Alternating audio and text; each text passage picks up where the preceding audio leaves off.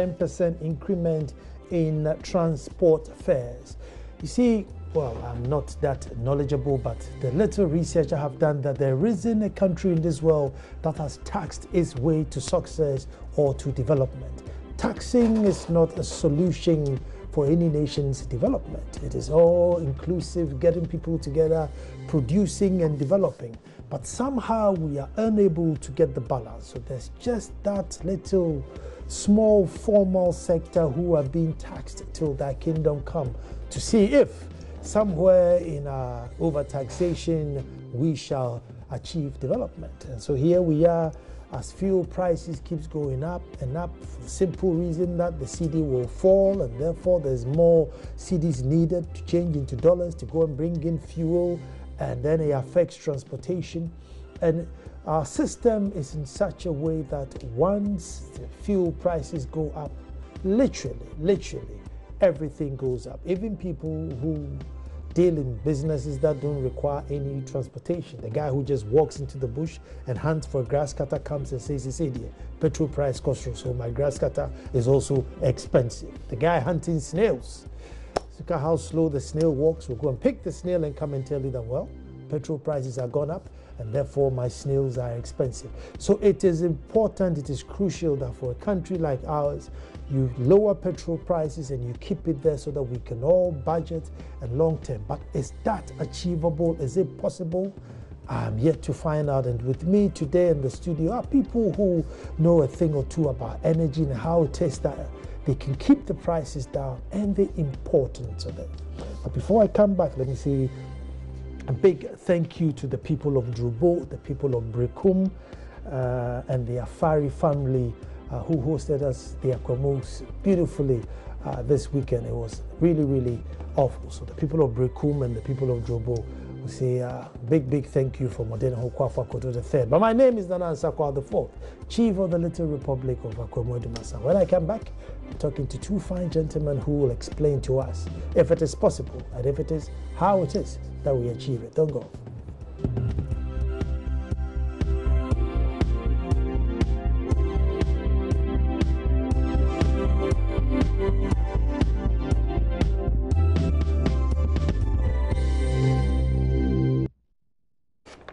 Well, thank you very much for staying. And in studio, sat right next to me is Adam Mutawakilu, who's an honorable member of member of Parliament for Damongo and ranking member of Mines and Energy Committee in Parliament. You're welcome. Thank you very much. Great. And then I have in studio as well Migdad Mohammed, who's a policy analyst for Institute for Energy Security. You're welcome, Brav. Thank you very much for having me. Joining us on the phone later will be Duncan Amo, Executive Director for COPEC, all talking about energy issues. I think I'll start with you, Adam. Minority has raised issue with regards to this increment of transport fares, which is directly linked to fuel, even though there are other factors, but fuel seems to be the first factor that they complain about. Minorities arguing that energy sector levy has come on board again. Now listen, it's time to take it off. Yeah. Thank you very much, and good evening to our cherished viewers, especially those of Damongo. More especially the good people of Damongo who we are representing, and why not? Yeah, the issue of fuel price increase vis-a-vis taxes has been with us for some time. Government raises revenue through taxes, and every tax that comes has a purpose that we must know. There is no tax bill that brought to Parliament to be passed, and it has no purpose for which it is being passed. If you take, for example, the price stabilization levy is to ensure that it is played in an out to make sure prices remain the same. Then you have the Special Petroleum Tax that came into play as a result of a shortfall in the revenue of our budget. When the budget is submitted, because we are oil exporting nation, you are supposed to put into the budget the price you expect the oil price to be, and the quantity of barrels of crude you are expecting to produce in the year. So that when you multiply the two, you get the revenue that you get. Then you now appropriate it in accordance with the Petroleum Revenue Management Act. Now, there are times the government says, okay, we expect next year, because the budget is read before the year comes, that we expect next year the price of oil, that is crude oil, will be, say, $50 per barrel. Then, come that year, prices drop to $20 per barrel. So that means the revenue government is expecting there will be a shortfall. And this happened somewhere 2015, 2016, where prices dropped down to 28. But in the 2015 budget, when the Minister of Finance came, using the formula in the Petroleum Revenue Management Act, the price was supposed to be $99 per barrel. Wow. And it dropped to 28. And it dropped to 28. You realize that the revenue shortfall is so huge. So government has to find a way to raise money to fill in that gap. And that has brought about the Special Petroleum Tax to ensure that we raise revenue from that side to fill in the shortfall in our budget. So that means that any time that any year you set your benchmark price in the budget and the true price goes far beyond it, that is the revenue, that means you are making surpluses.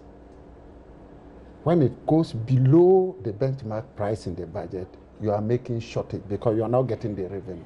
When it is below, Special Petroleum Tax is perfect. But the moment the international oil price goes beyond that benchmark price, with ensuring that the quantity remains the same, that means you are making surpluses. So there's no any shortfall to fill in. So that tax becomes irrelevant. It's no more needed.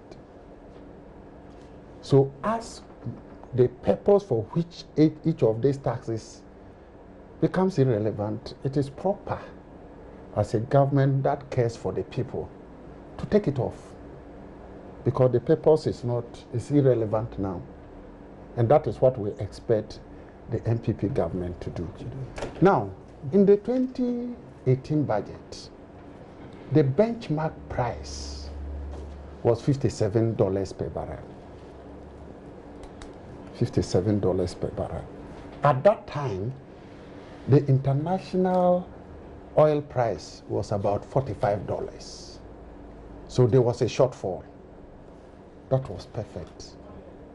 But getting to March, April, February, March, thereabout, end of year to February, March, you see that the price has inched up past 57 and it's now between 70 and 80. So that means that we are rather making surpluses. And because we are making surpluses, you don't need the Special Petroleum Tax.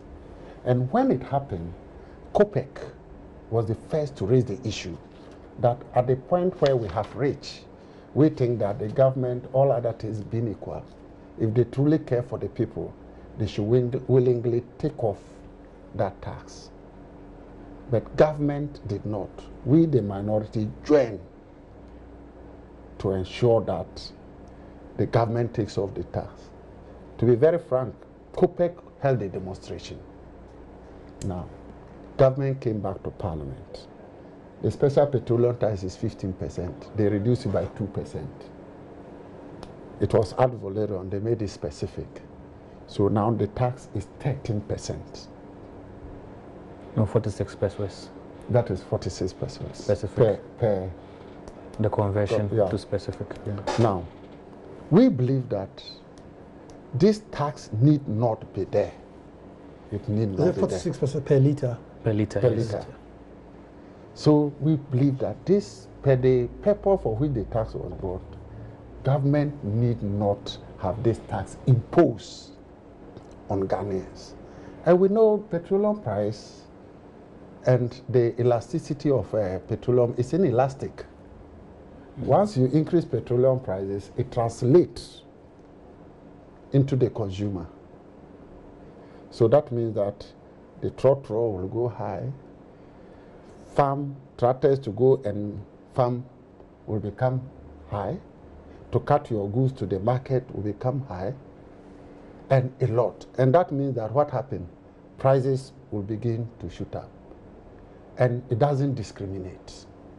So in that case, it's regressive. Mm-hmm. The poor suffers more than the rich. Because if I'm going to Tamale and I'm taking a bus, and my old lady who has no money is also taking the bus, we all pay the same. However, I might have enough money to foot it, she might not have. So it's sort of regressive. And that is why we are saying that, hey, government, you know very well that at this time, things are tough. Within this year alone, prices of fuel has gone up 8 times. An increase from 2016, about 14 cities, now it's about 24, 25 cities. That is the highest gap in all the regimes. Former President Kufuor regime, 8 years, there hasn't been that gap. The gap was about 8 cities, 90%. President Mills, President Mama, 8 years, it was just about 6 to 7 cities difference. But within 1.5 years, we are talking about 10 cities increment. We thought that it is proper for the government to admit that it is time to take off the special petroleum tax. And that is why we are calling on government to willingly take off the special petroleum tax so that the good people of Ghana will have a brief.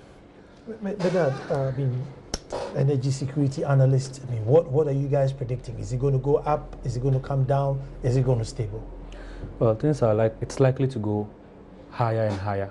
But before then, I want to make a clarification. Mm-hmm. A gallon is not 24.25 based on the current, the prevailing ex-pump price of 4 cedis, 89 pesos, averagely across the OMCs.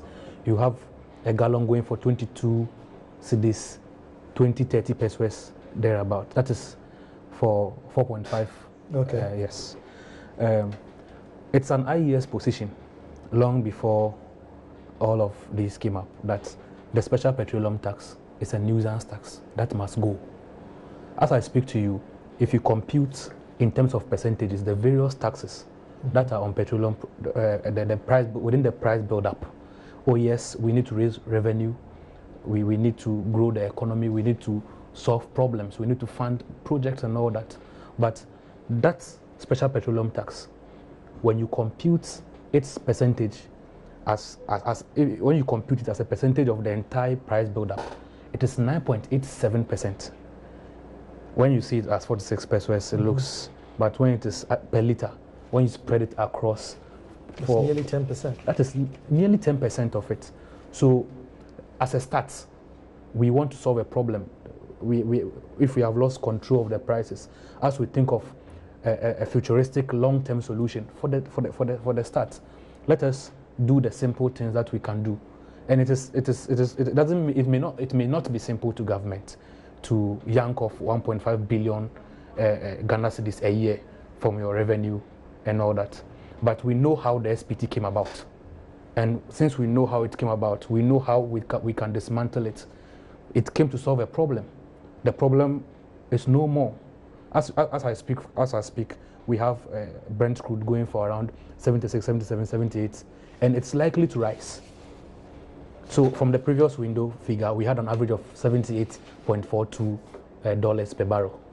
And from the projections, from the geopolitics and the demand and supply around the world, it is projected to go higher. Mm-hmm. So the need for which the SPT was passed under a certificate of urgency in November 2014, for it to put some sort of cushion for government, but a burden for consumers noticeably, it is time for it to go. When it goes off, then we can discuss what else we need to do within the price build-up or within the petroleum supply chain, whether from the literally like XREF. 3 cedis off a gallon going, bringing a gallon near to 20 cedis per today's prices. It's if that XREF goes off, it's likely to bring, if that SPT goes off, it's likely to bring prices around 17, 16 cedis. Because don't forget, the 46 pesos is per liter. So you have 46 pesos times 4.5.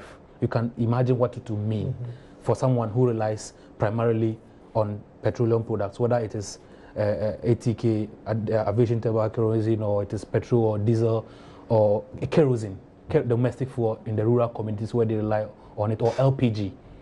So this is very important. It is a discussion we must begin to have honestly and openly. And for me, the good news is that he talked about the politics. I am talking about the policy part of it. We talk about the policy, and we talk about policy in terms of implementing policies that human beings are not economic variables. Human beings are people who, when you pinch them, they feel it. When petrol prices go up and people are fighting with drivers and taxis and trotros over increments they are not aware of, they feel it. We at IES have done, we do windowly analysis and put out the projections of increments from the start of the year 2018. We've had, plus this window, we have about 11 windows. Out of these windows, we've had about 7, 8 increments, with MPA intervening with the price stabilization and recovery levy about 4 or 5 times there, or 3, 4, 5 times in there. What it means is that we don't have a pattern. The MPA applies the price stabilization and recovery levy, even though it was created as a buffer for consumers of petroleum products, and the MPA Act mandates the MPA to, at all times in this transaction, in fact, that's why MPA was created, to protect the interests of the consumer as part of the MPA Act. But it seems to be applying the PRSL at a discretion that is difficult to measure. Maybe when people cry too loud, or when the increments are too unbearable, then the MPA comes in and throws in the PRSL. Then it says, okay, the 12 pesos for PMS, the 10 pesos for AGO and LPGU, take it and then cushion the, don't add the increments for the OMCs. This has proven to be unsustainable. And in fact, from the very beginning, when the idea of a PRSL was mooted, IES has made the case that if we want something sustainable, we must look beyond cushion some of these stuffs, because we can get to a point where a 12 pesos on PMS, or a 10 pesos on diesel and 10 pesos on LPG, being taken off the prices for the OMCs may not be enough a cushion for a consumer who is being pushed by the force of demand and supply to pay more from the OMCs. And then one other factor too that has increased prices for this window, we projected an increment of 3% based on the price of Brent crude, based on the Platts benchmark, based on the Forex, which we have recorded, the cedi going against the dollar, we have some 1.32 difference, which obviously we don't buy our crude in cedis. We don't buy finished products in cedis, we buy in dollars. So whenever our cedis suffer, the consumer takes a blow. In essence, what has added to all of this is an XREF increment from the BDCs to the OMCs of 7%. It was speculated that IES made that projection of 7%, but the clarification to this is that it is an increment which came from the BDCs, ex-refinery, to the OMCs. In the immediate term, we don't know how that will translate into an increment, because what we have seen across is substantial but a little marginal. Okay, now going forward, in this show we're only allowed to speak English, so no technical terms. It's an English show, not a technical show. But let me ask you this before I bring it here, about this stabilization levy. Do you think Parliament should set a price that, listen, in Ghana, our cap is maybe 19 cedis or 20 cedis. Anything below will keep the money, but as soon as we hit 20, the stabilization should kick in. so that MPA cannot at will think, well, today they are complaining too much, let it kick in. Tomorrow we won't let it kick in. I don't know. Should we set a national price that, look, petrol in Ghana shouldn't be more than 20 Ghana cedis. So as soon as it hits there, this levy kicks in. If it goes below, then we stand back. Well, I think in a deregulated market, MPA has a ceiling. Yeah. It has, even though we say it's deregulation, these are some of the limitations of our. It's not total deregulation. Yes, it's some of the limitations of our deregulation, that we say deregulation, but when an OMC cannot just independently decide to fix a later attends this because of the costs they brought in their products. So now in a deregulated market, MPA has a role, but the role of MPA is limited to the public. That aside regulating, overseeing, monitoring. No, you said you don't know when MPA kicks in with the establishment. Yes. It looks as if maybe if we agitate too much, they come in. Sometimes they don't come in. There's no pattern. Yes. And I'm saying that should we as a nation set a price that, listen, petrol should not be more than 22 cedis in Ghana, so that if for one reason the CD falls, the petrol crude goes up, and it has to go over 22 cedis, it kicks in to bring it down. And if things are fine, the CD and the dollar are all doing fine, the petrol, the Arabs are pushing more fuel until it goes down, then they save that money. It's impossible. Okay, that is an option, but it is not sustainable. One thing is that the price stabilization levy is elastic. For example, as he indicated, the 12 pesos, that is the limit. It cannot go beyond. So assuming price of crude increase beyond 12 pesos, you can only absorb the 12 pesos. You can't add extra. You can't add extra. So it's not like it's unlimited. It has a limited. But at which point do we kick in that 12 pesos? That one is a policy decision. That's what I'm saying. It's a policy decision by the government. Yeah. So that's what the government decide that, okay, out of this, let's absorb this amount. No, so that's why I'm asking that. Can we come and say that, look, anything between zero, if petrol is free, 0 to 20 Ghana cedis, we're not going to kick in that 12%. You know. But as soon as it goes to 21 cedis or 20 cedis and 50 pesos, let's move in that 12 pesos to cushion it. I think that is your point is a policy, let me come in. That one is a policy decision. It is very valid in that, I mean, my reply was based on conventions of how MPA has transacted the affairs of the fund. Now, what MPA is supposed to do actually is that the accumulation of that fund, the 12 pesos for PMS, 10 pesos for AGO and LPG, 10 pesos, is going into a fund. That fund has been, since we began collecting that fund, it has been accumulating. So what MPA is supposed to do is that where an OMC, where OMCs are forced by a kicking in of the PSRL to keep price at a certain level, the MPA is not. It's supposed to go into the fund, not just say, oh, we are forfeiting the 12 pesos for you for this window. They are supposed to go into the fund after computing what is due the OMCs, and then credit them cash. But what the MPA has done since over the period has been that instead of going into the fund to compute how much is due an OMC, and this is affecting the OMCs, it is affecting them in a big way. Instead of going into the fund and computing how much is due an OMC for this particular window based on the kicking in of the price stabilization and recovery levy, MPA says that, okay, for this window, we are forfeiting for you the 12 pesos and the 10 pesos for PMS and the 10 for LPG. You keep it and keep prices stable. So if in a particular window, for example, increments are 20 pesos, what it means is that the OMC loses 8 pesos. So your point comes invalid. If the MPA will rightly apply what it's supposed to do, because we were not supposed to forfeit 12 pesos and say for this window, because there's an increment, we want you to keep the price stable, so keep the 12 pesos. Where the increments go beyond 12 pesos, MPA is supposed to go into his book, compute the amount, and credit the OMCs for that. But it has not done that. And as at now, I mean, this is a matter that that has been raised, that the application of the whole PRSL has has not been transparent as it should be.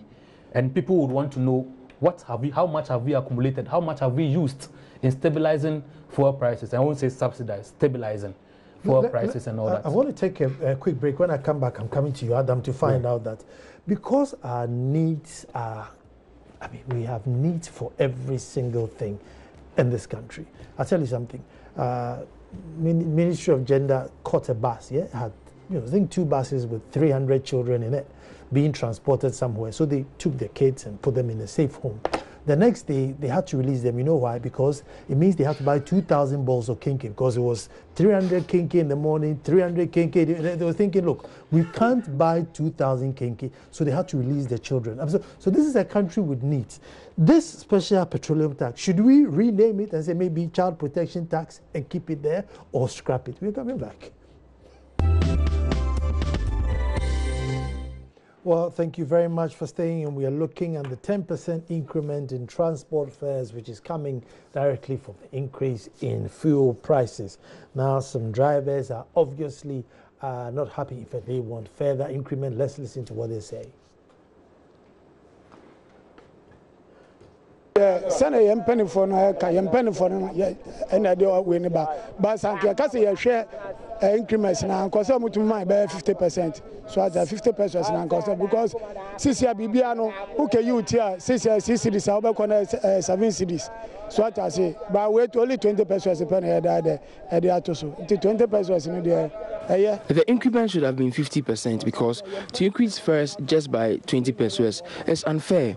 But what can we do? We would accept it in good faith. When price of fuel shoots up, it affects every aspect of our lives. So I say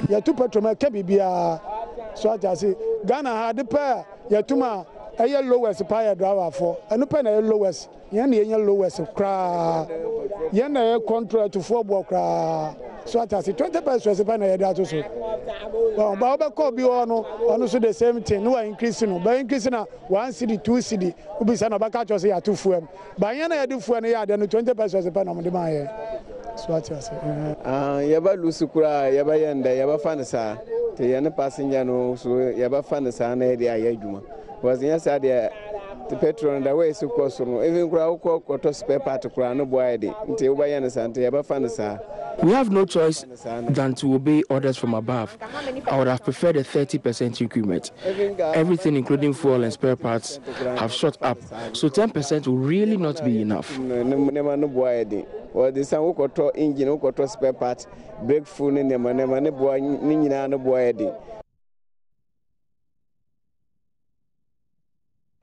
Well, thank you very much for staying. And, well, let me go to the phone and speak to Duncan Amwa, Executive Director, COPEC, get his reaction from the driver's reaction. Hello, Duncan. Your Royal Highness, at your service, sir. Great. Duncan, I'm sure you had some of the comments. I have in studio Adam Mutawakilu, and I have Migdad Mohammed in studio. You heard the driver's reaction. What's COPEC's position? Thank you once again, Nana. Indeed, the drivers have borne a lot of the pain that comes with the increases over all the other factors of their operation. Fuel prices since last year, April, to now, if you do the math, has gone up by over 18%. Unfortunately, they haven't increased transport fares, and I'm not sure spare parts has been charitable or fair to them either. Neither has the foreign exchange bit that also influences how much they pay for spare parts. So, generally, I would not blame the drivers, even if the fares had gone up by as much as 15 or 20. But again, I'm sure they also took into consideration the general hardship that such increases often bring to bear on the ordinary person. But by and large, I would say kudos to all of them. There were times that they will confront all of us and insist that they increase their fares. When you speak to some of them, they go back disappointed, all right, but I'm sure cool heads have prevailed. And what I'm quite certain about, Nana, is that we may not be as lucky for a very long time because these increases were already in the pipeline even before the recent petrol prices increases hit all of us. And so one could understand if you read a statement some of those concerned drivers actually sent through today. They are insisting that already they have recorded another 4.7% increase by the last 1st June deregulation price that came out.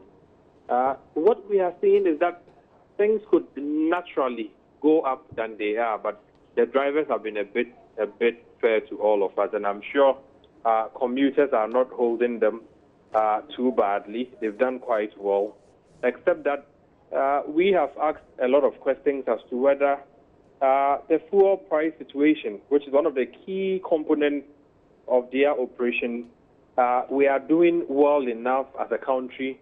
If you look at around $70 today, the pumps are dispensing at around 22 Ghana cedis. Nana, the question one would ask, if we should hit 100, how much are we going to dispense at the pump for these drivers? And those are issues that I'm sure in this very week, we at COPEC together with the NPA, ASEP, the Committee on Mines and Energy in Parliament, and other important stakeholders will come together to get answers for. One of the questions we are also seeking to ask is that if you look at when we entered this price liberalization regime that allows operators to now set their own pump prices, July would be exactly 3 years.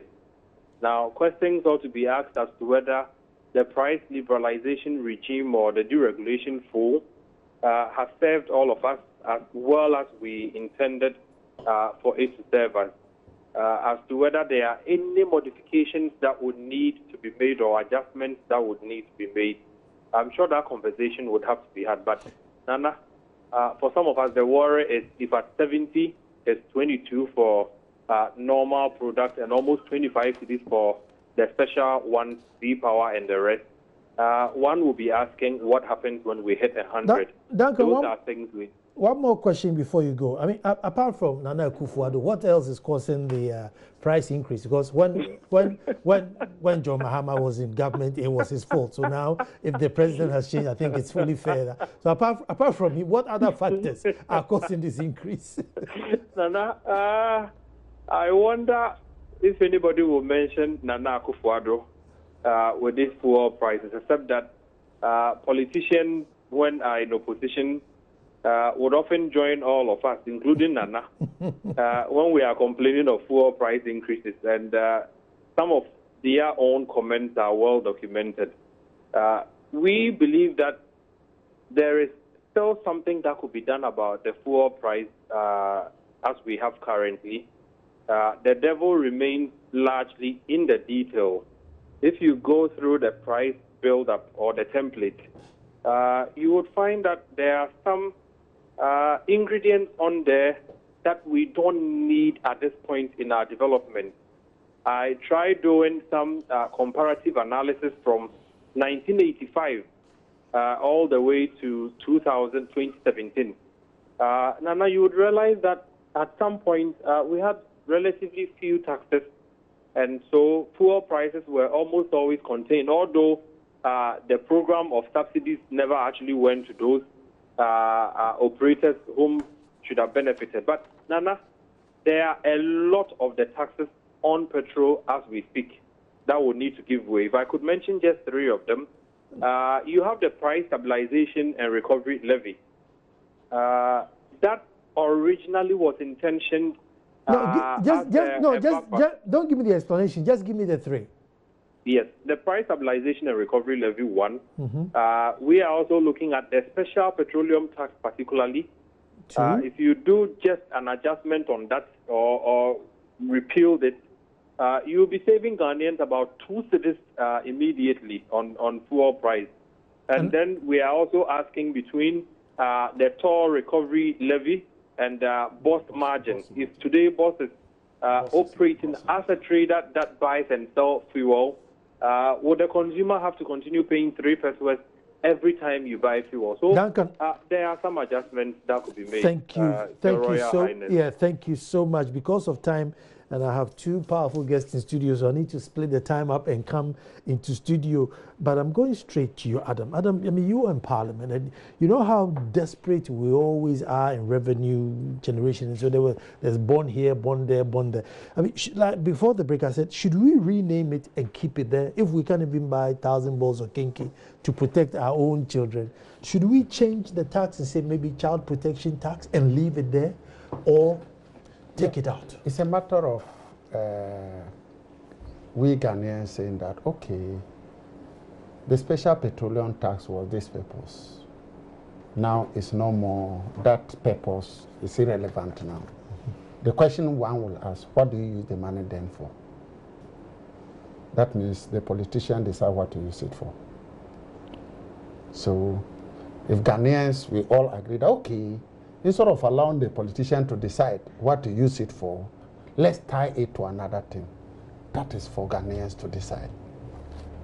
So that at least we know that this money is dedicated to this project or this program.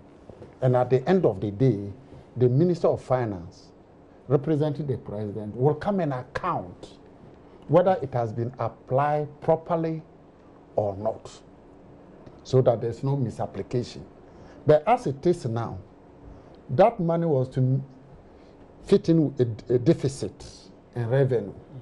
Now we have surplus. Now what do we use the money for? That's the question mark. It's a huge question. And that's where it is very, very important that the paper for which a tax is passed by Parliament, when it becomes irrelevant, you take it off, or you come and you amend it. Find a relevance and change for it. The paper, so that accountability and oversight responsibility by Parliament becomes very easy. Duncan was saying these two other taxes are bost and the other. Would you also side with Yeah, them? bost margin is for strategic reserves. As we sit here, there's no strategic reserve. Because boss was supposed to keep this some strategic reserves, saying that in case of anything that happens, they should be able to supply to us for the country to continue to run. But as we sit today, we don't have strategic reserves. Strategic contamination. But I will want to differ from. They have strategic contamination. Now, boss continue to now engage in trading, where they buy crude, send it to Tor will refine it. But does that help boss? Over the period, it has become evident that they continue to run losses. As a result of that, last year, GMPC, which is not related to boss, had to dole out $100 million because of trading losses. This year, 2018, GMPC again has been called to dole out $60 million. So you realize that even engaging in trading activity, there are serious challenges in respect to boss. It only swallow. At the end of the day, nothing comes out. And another agency is called to pay for their losses. And GMPC money is our money. It's our oil that we produce and export and get revenue. To go and pay for Something the losses is of given to him, to GMPC. Now government directs that, okay, out of that money, give this to boss.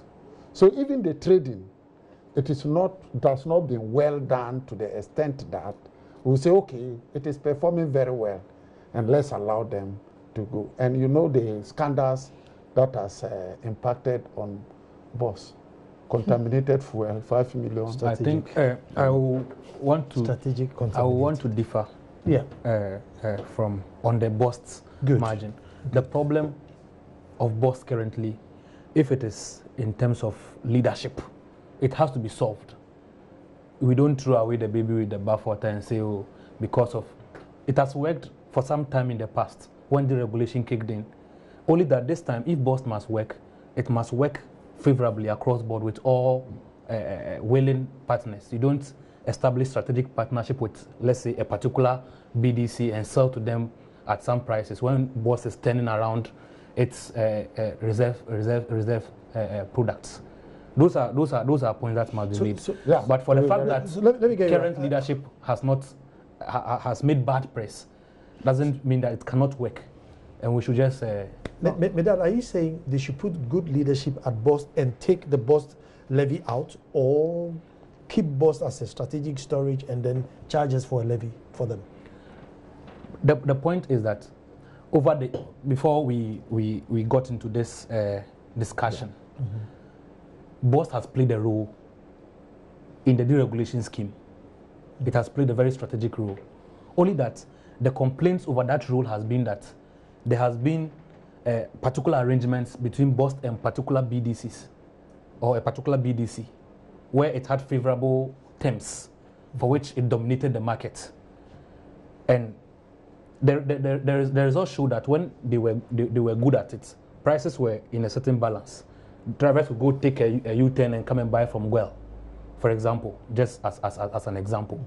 So what it means is that when you get good leadership at BOST and they know what they are about, and if you are not efficient in trading, it's not by force. But if they hold strategic storage, which has to be turned around anyway, because we hold our reserves not in crude, but in finished products, and it has to be turned around into the market, it has to be done in a way that is fair, in a way that benefits all across board, in a way that market players will feel that there is no deliberate advantage to create an opportunity or an extra strength for one particular player as against the rest. What if the player is bigger and therefore can, negotiate or drive a harder bargain? No, for that there's no problem. The only thing is that even the MPA acts against catalyzation. Any scheme where one or two people create a partnership that serves to achieve a purpose that is not in tandem with the price situation.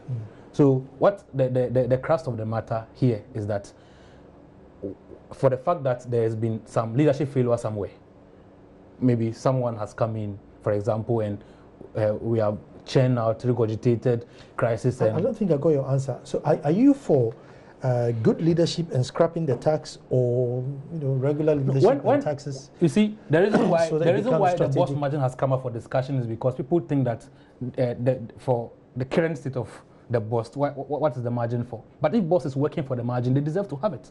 If they are working for it. No. Are you for the price liberalization, or you think the states should fix the prices? We are in a deregulated market, where the forces of demand and supply, as it were, dictates the price. That should be it. And the limited role of MPA in it is okay. Only that at every point in time, when consumers are being suppressed too much by prices, MPA could still come in. Let me be this. When we say take it off, doesn't mean that permanently. Special Petroleum Tax, if today the prices are good, we take it off. When the prices get too low below, we can reintroduce it. That is one. Two is the trading. Actually, we need, under the NDC, there were significant strides that was made by BOST and TOR, both. And when they say convert it to a tank farm, I made those comparisons. But we had challenges this time round. And one of them, which COPEC raised very well, when they stop some products and discounted it. And as a result, there are losses arising. Who absorb their losses? Did they do it competitive bidding? Maybe if they had done competitive bidding, it would have been. Was it already getting bad? So in that case, there is a need for restructuring of BOST to ensure that managerial restructuring could take place. But we all know that when this issue of contaminated fuel, discounting this, we spoke, we know how protective this government is. respect to but the that's just politics, because all through our regimes this issue seems to happen. So that's just that is why I indicated it. Under the NDC there were some significant strides that were made. Under the NDC, TOR, for example, processed our crude from 10 fields.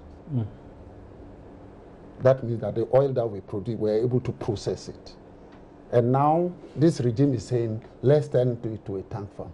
It has happened well, it has worked well before. That means it can still work. Boss used to perform very well. They were two working together very closely, and they were doing well.